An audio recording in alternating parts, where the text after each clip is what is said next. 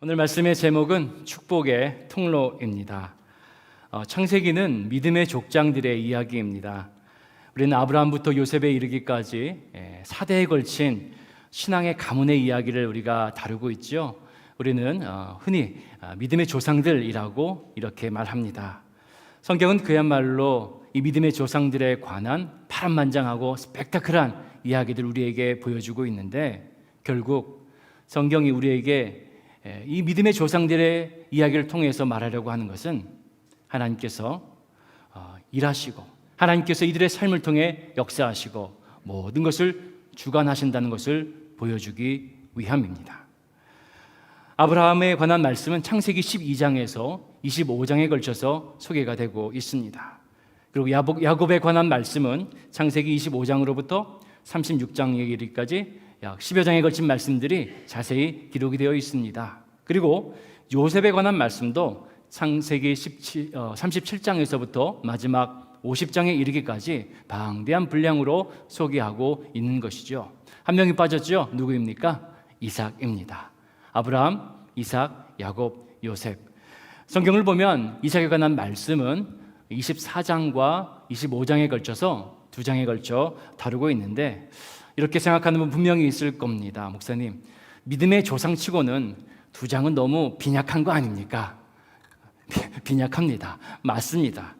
그러나 여러분, 가장 적은 부분을 할애하여 기록하고 있지만, 그러나 그의 삶을 통하여서 일하고 역사하시는 하나님의 계획은 다른 어느 믿음의 조상들과 별 차이 없이 동일하게 하나님이 역사하시고 일하고 계신다는 것을 오늘 성경은 우리에게 보여주고 있는 것입니다. 여러분, 징검다리 아시죠? 예전에 징검다리 건너면서 개울 건너신 기억들이 다 있으실 겁니다. 징검다리는 개울이나 이 시냇물을 건널 수 있도록 디딤돌을 이렇게 놓고서 건너게 만든 일종의 간이 임시 다리입니다.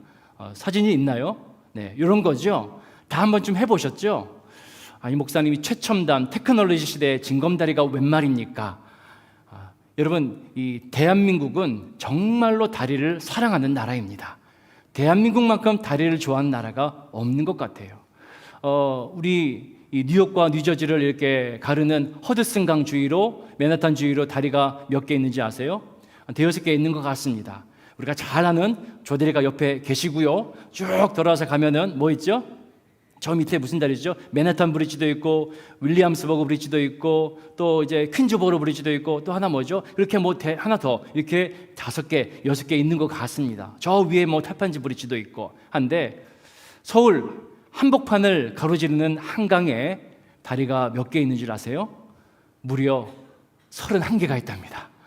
다리가 27개, 철교가 4개. 그래서 총 31가 있는 게 대한민국이에요. 한강이에요. 대한민국 사람들 다리를 너무너무나 사랑하는 나라입니다. 다리도 얼마나 잘 만든지 몰라요. 필요하면 그냥 징검다리 치우고 다리 쑥 놓으면 돼요. 그 예전에 추억의 개그맨 중에 수다맨이라고 있습니다. 말을 정말 빨리 하는 개그맨인데요. 지하철역 시작부터 끝까지를 줄줄줄줄 외웁니다. 다리도 서울 다리 끝에서부터 끝까지를 줄줄줄 외우는데, 제가 오늘 한번 해보려고 준비를 살짝 했거든요. 될는지 모르겠습니다. 일산대교, 김포대교, 행주대교, 방화대교, 마고쇼로 가양 31개여서 너무너무나 많아서 말로 이게 다 할 수가 없을 정도입니다. 여러분, 징검다리는 이 돌멩이들, 돌덩어리들을 띄엄띄엄 놓고서 그걸 밟고 건너가는 다리입니다. 큰 디딤돌도 있고 작은 디딤돌도 있는 것이죠. 앞에 있는 큰 디딤돌을, 돌덩이를 밟고 올라서면 그 다음 돌을 찾아서 토끼처럼 사슴처럼 사뿐히 뛰어 올라서서 건너는 것이 징검다리입니다. 그러나 징검다리에 있어서 중요한 것은 그 다음 디딤돌이 얼마나 크고 작으냐의 문제가 아닙니다. 사실 크면은 좀 더 좋겠지만 조금 작더라도 다음 디딤돌이 있느냐 없느냐가 중요한 것이죠.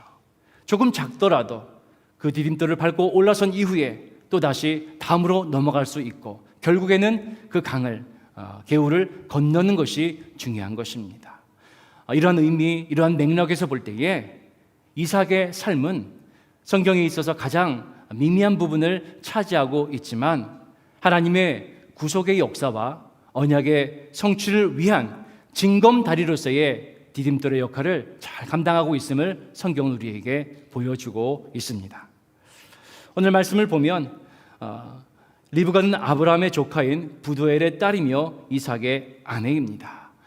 이삭은 징검다리의 역할을 감당하는 자로서의 삶을 보여주었고, 참으로 놀랍게도 이삭의 아내인 리브가를 살펴볼 때에 결국 둘이 짝이 될 수밖에 없구나 하는 것을 보게 됩니다.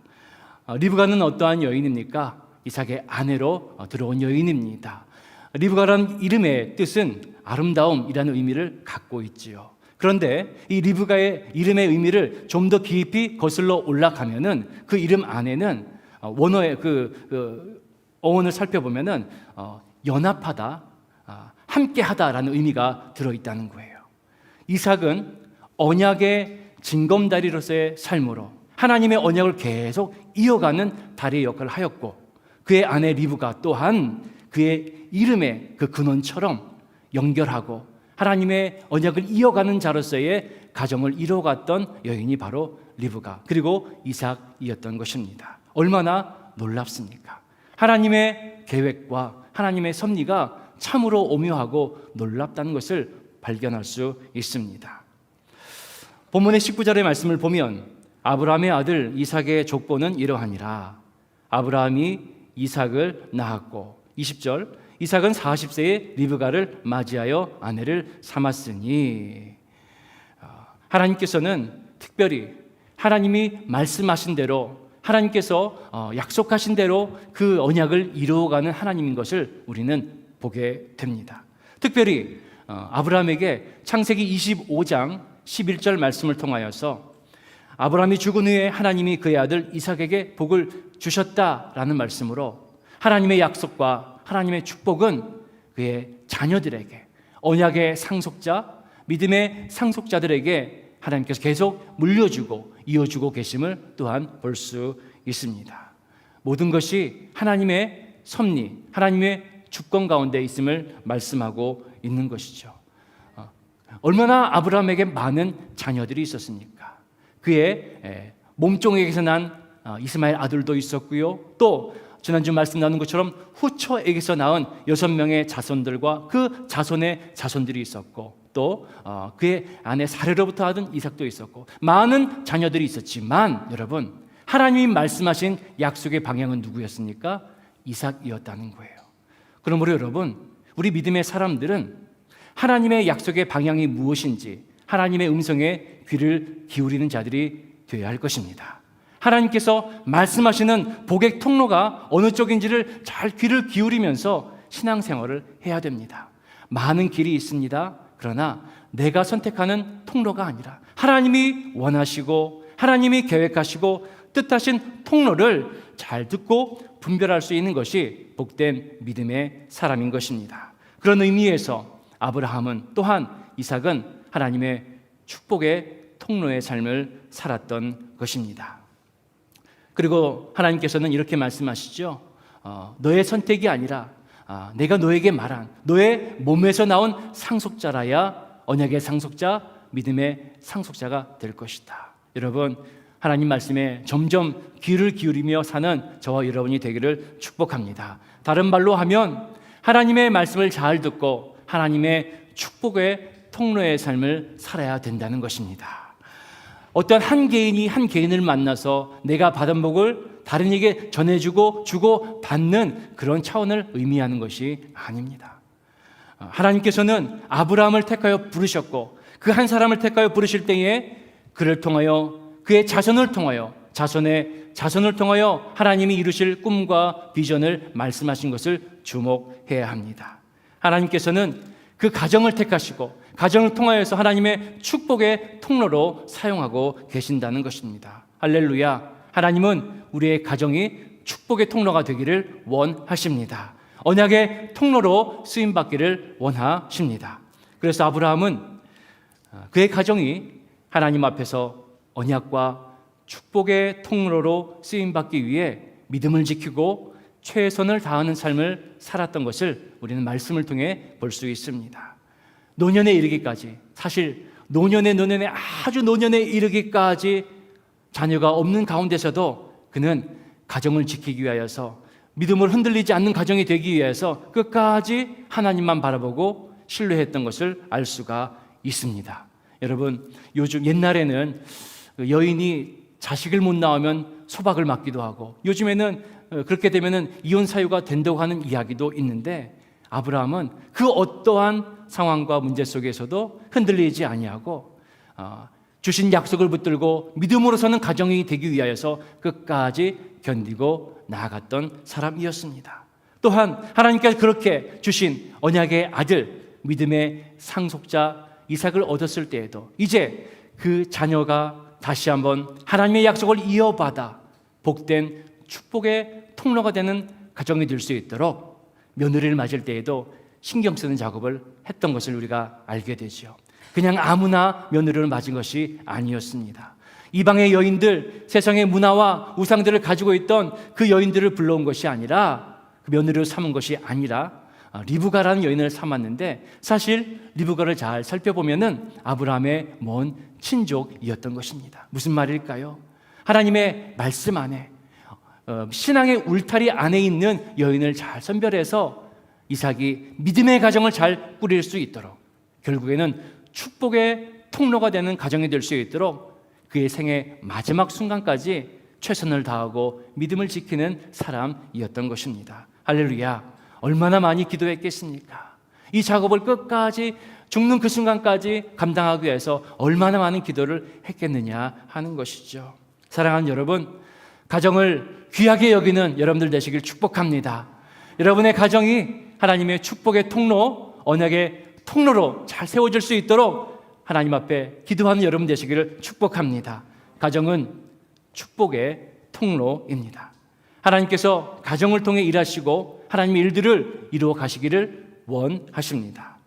여러분의 가정에, 특별히 여러분의 자녀들의 가정에 이르기까지 그 가정들이, 자자손손의 가정들이 하나님의 축복의 통로가 되기를 원합니다.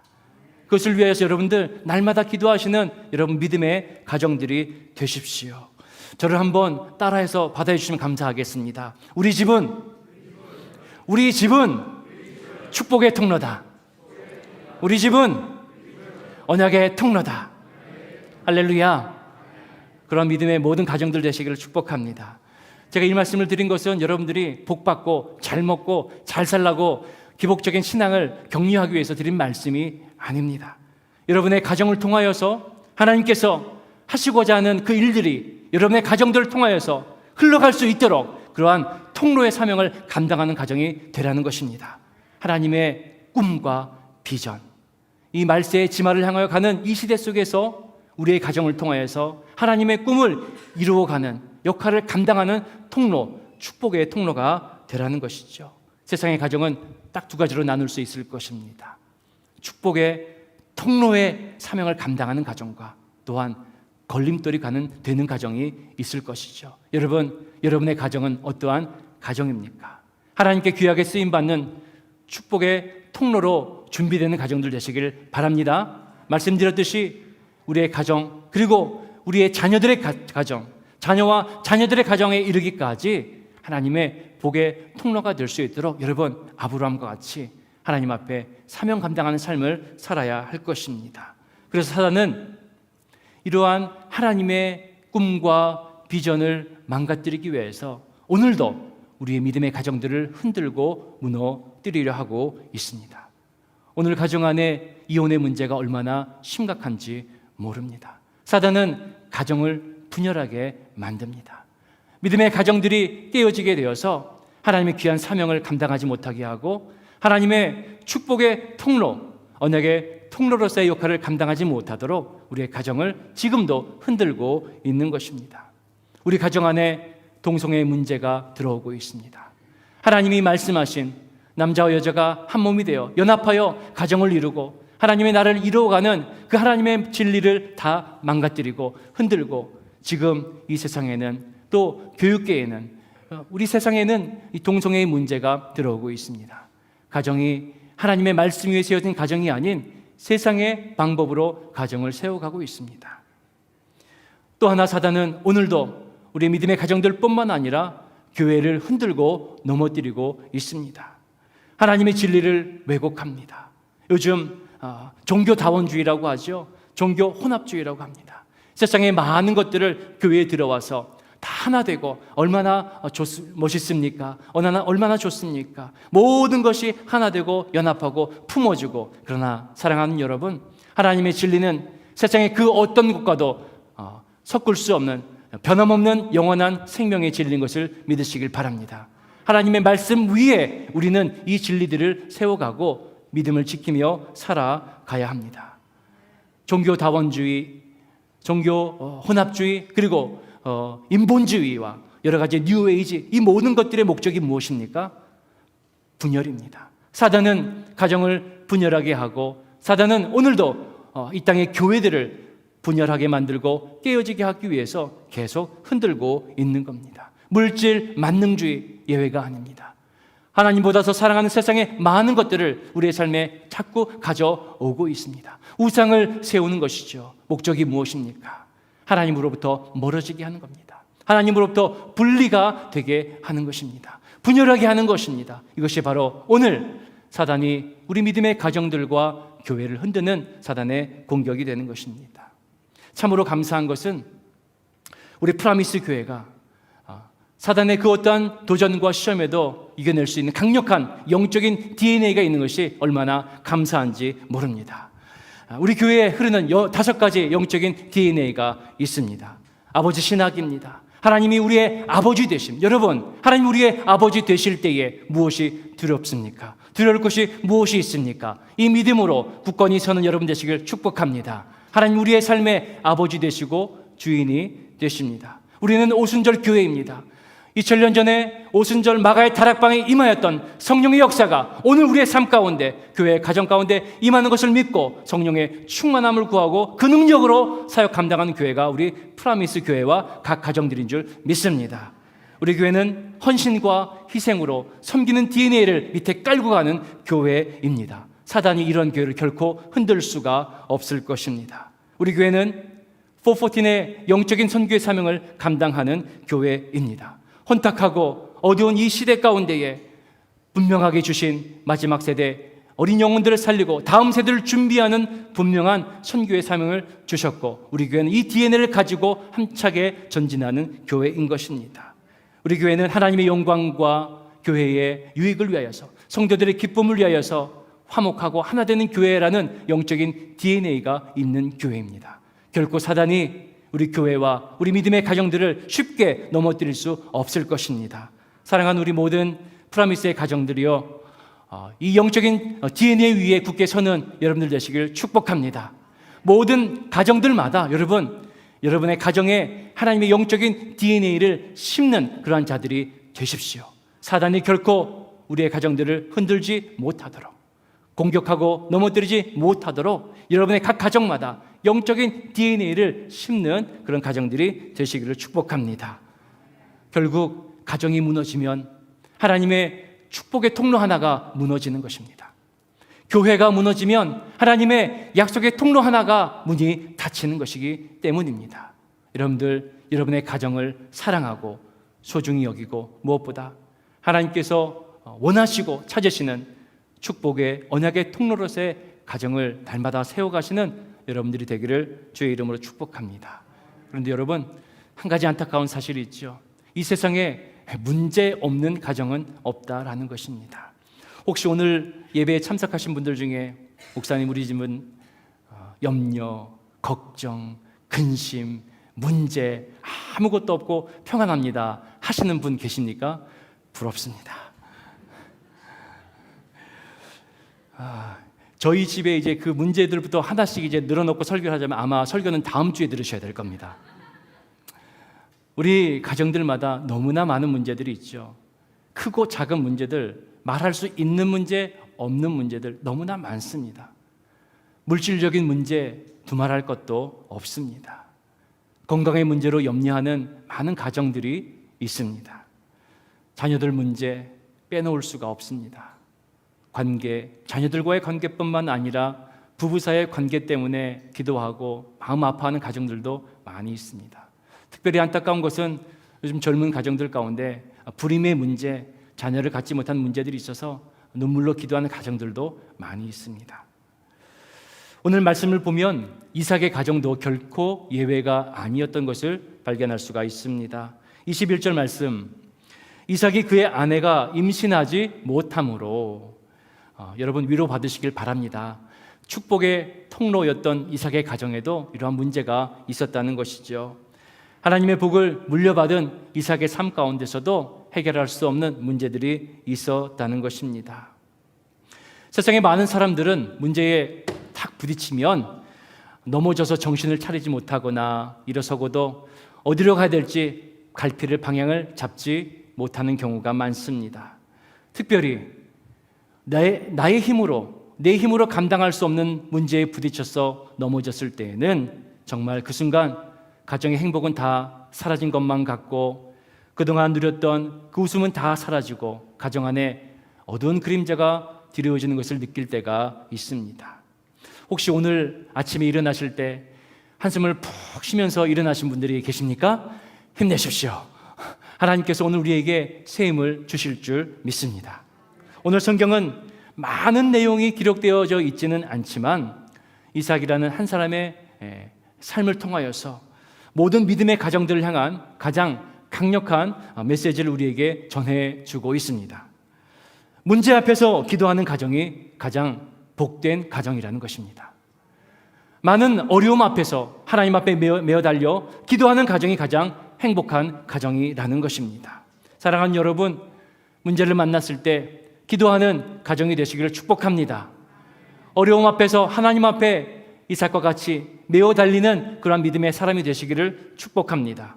21절, 이삭이 그의 아내가 임신하지 못함으로 그를 위하여 여호와께 간구하며, 이삭은 문제에 부딪혔을 때에 기도하는 사람이었습니다. 하나님 앞에 간구하는 믿음을 가진 자였다는 것이죠. 여러분들은 주위에 어떤 분들이 좀 부러우십니까? 좋은 차를 타고 다니는 분, 돈이 많은 부자 조금 부럽습니다. 좋은 집에 사는 분들 부러우십니까? 부럽긴 하지만 사실 제가 이렇게 함께하는 많은 분들을 볼 때에 제 마음의 중심에 가장 부러운 분은 정말 기도 많이 하는 분들이 제일 부러운 것 같습니다. 여러분 어떤 교회를 부러워하십니까? 재정이 넉넉하고 풍성한 교회, 주차장이 이따만큼 넓은 교회 부러우십니까? 혹시 교회 안에 모든 시설들이 너무나 잘 돼 있어서 그런 교회가 부럽습니까? 저는 어떤 그 교회가 기도 많이 하는 교회라고 소문난 교회가 가장 부럽더라고요. 여러분, 우리의 가정은 어떠한 가정입니까? 하나님 앞에서 기도하는 가정이라는 그런 복된 소문을 나눌 수 있는 가정들이 되시기를 축복합니다.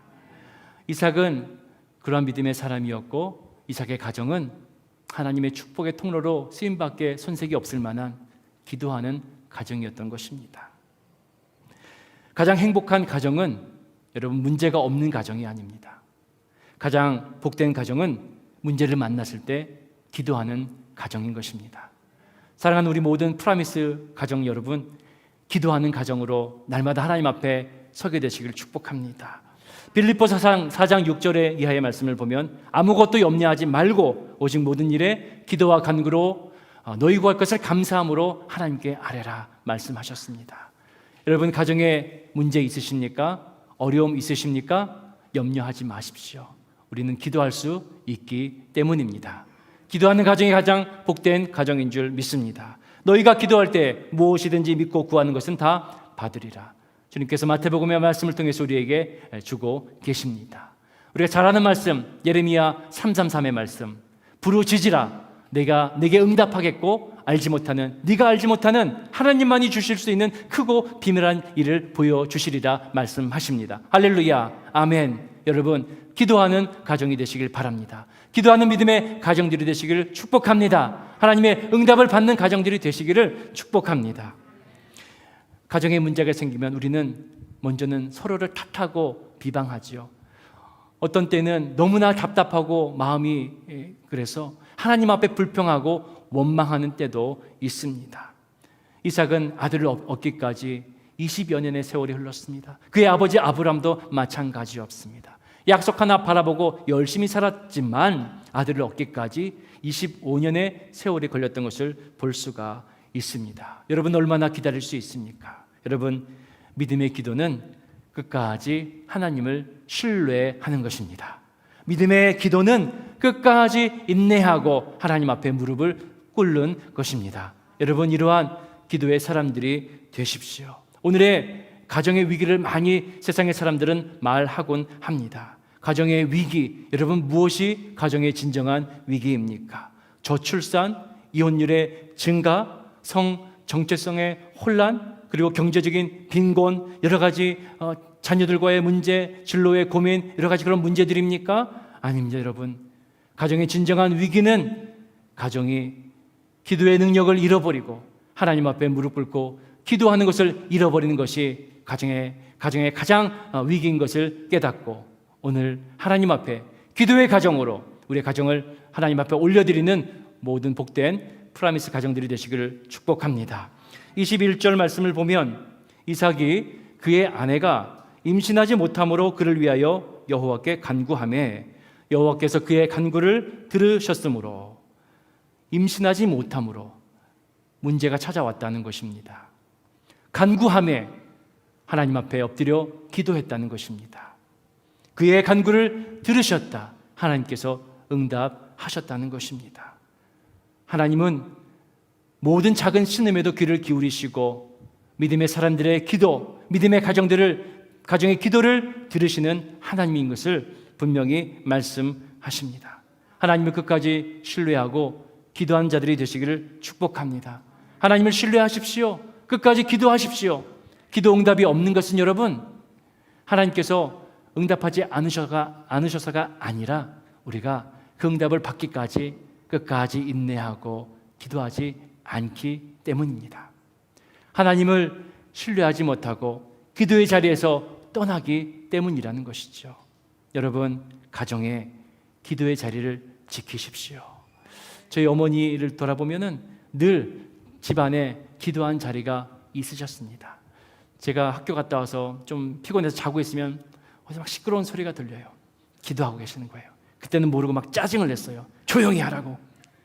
그러나 여러분 기도의 자리가 있는 것이 복된 일인 줄 믿습니다. 기도의 가정이 되시기를 축복합니다. 나이 40에 장가 들어 얻은 아이 60에 얻은 것이죠.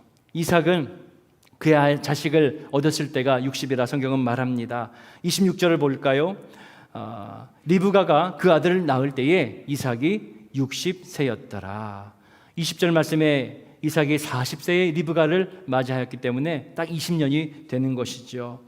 그 자녀를 얻기까지 20년의 세월 동안 얼마나 많이 힘들었느냐라는 의미도 될 수 있지만 다른 말로 하면 여러분 20년의 세월 동안 끊임없이 하나님을 신뢰하고 기도했다는 말이 되는 것입니다. 아멘.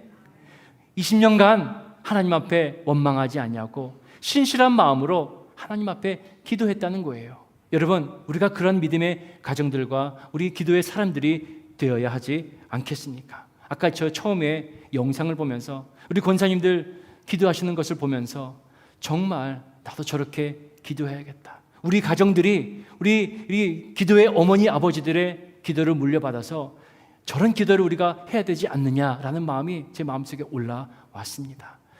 우리 모든 프라미스 가정들 가운데 기도의 DNA가 심겨지기를 축복합니다. 그래서 제가 깨달은 게 있어요. 오늘 이 아브람과 이삭의 가정들을 특별히 이 말씀들을 볼 때에 이 집안에는 아브라함의 이 가문에는 특별한 DNA가 있구나. 기다리는 DNA가 있구나. 이 아브라함과 이삭의 가문에는 이 가정들에는 하나님 앞에서 기다리는 DNA가 있구나. 그냥 기다리는 것이 아닙니다. 기도하며 기다리는 영적인 DNA가 있다는 겁니다. 아멘. 여러분의 모든 가정들 가운데도 이와 같은 영적인 DNA가 심겨지기를 원합니다. 우리 가정들 가운데에 하나님 앞에 문제를 만났을 때에 기도하는 DNA, 그러나 끝까지 견디고 인내하면서 참고 기도하는 DNA가 우리 각 가정들 가운데 심겨지길 원합니다. 결국 믿음은 흔들리지 않고 끝까지 주님 바라보면서 기도하는 것이라는 것을 성경 우리에게 보여주고 있습니다. 프라미스 교회의 모든 믿음의 가정들에는 각 가정들에게 주신 하나님의 기도의 제목도 있지만, 특별히 교회를 통하여 모이게 하시고 믿음의 가정들로 세우실 때에 우리에게 주신 또 하나의 귀한 기도의 제목이 있습니다. 그것은 바로 앞서 말한 414의 선교입니다. 온 땅 열방에 흩어져 있는 18억 5천만의 우리 어린아이들, 414, 4살부터 14살까지의 어린 영혼들, 다음 세대입니다. 하나님의 꿈과 비전을 이어받아서 이 땅을, 이 나라를, 이 민족을, 열방을 하나님의 나라로 이루어갈 그 다음 세대를 향한 귀한 선교의 사명, 예수 그리스도의 복음, 피 묻은 복음을 그들에게 전하고 우리가 그들의 영적인 울타리가 되어 그늘에 되어진 작업을 감당하는 것이 우리 프라미스 교회와 모든 믿음의 가정들의 사명인 것입니다. 프라미스 교회는 유람선 크루즈가 아닙니다. 프라미스는 항공모함입니다. 성령의 전신갑주를 입고 예수 그리스도의 피 묻은 복음으로 다음 세대를 위하여서 그들을 위한 영적인 견관진을 세우고 영적인 그늘을 만드는 작업을 감당하는 것이 우리의 기도 제목이고 사명인 것입니다. 사랑하는 여러분, 이 일을 위해 사명 감당하는 저와 여러분이 되기를 축복합니다. 그러한 사명을 감당하는 믿음의 가정들로 더욱더 서게 되시기를 원합니다. 아브라함과 같이 뭇 영혼들을 위하여서 에셀 나무를 심고 또 그의 삶의 생애를 다하기까지 다음 세대를 위한 영적인 그늘을, 영적인 견고한 그늘을 만들 작업을 다하였던 것처럼 아브라함께서 사명을 주시고 그의 삶을 전 생애를 사용하셨던 것처럼 오늘 우리 모든 저와 여러분이 그 사명을 이어받고 함께 나아가는 자들이 되기를 축복합니다. 그의 삶에 주신 약속이 있었지요. 하늘의 별과 같이 바다의 모래와 같이 자녀들을 줄 것이고 약속의 땅을 줄 것이다. 그러나 아브라함의 삶을 돌아보면 그의 삶 마지막 이르기까지 결국 얻은 것은 아들 이삭 자녀 하나였습니다. 언약의 상속자는 이삭 한 명이었고 그가 얻은 땅이로건 사레가 임종 직전에 얻은 그와 아내가 묻힐 장사 지낼 땅 한 평이 고작이었습니다. 그러나 하나님께서는 이삭 한 명을 통하여서 그 장사 지낼 땅 한 평을 통하여서 아브라함과 사라의 삶이 하나님의 언약의 퍼즐을 완성해갈 첫 번째 퍼즐로 그의 삶들을 사용하셨고 오늘 이삭의 삶을 통하여서도 하나님의 언약을 성취해 나갈 언약의 징검다리로서의 첫 번째 디딤돌로 그의 삶을 사용하신 것을 볼 수 있습니다. 이삭을 사용하였고 리브가를 사용하신 하나님이십니다.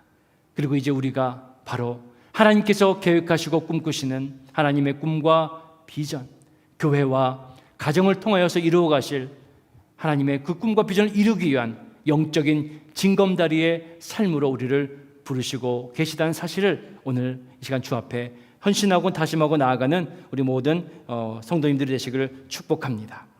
18억 5천의 아이들에게 복음을 전하는 거요. 목사님, 혹시 잘못 말한 거 아닙니까? 185명의 아이들을 후원하는 거를 18억 5천만이라고 잘못 이야기한 것 아닙니까? 생각하시는 분 있으십니까?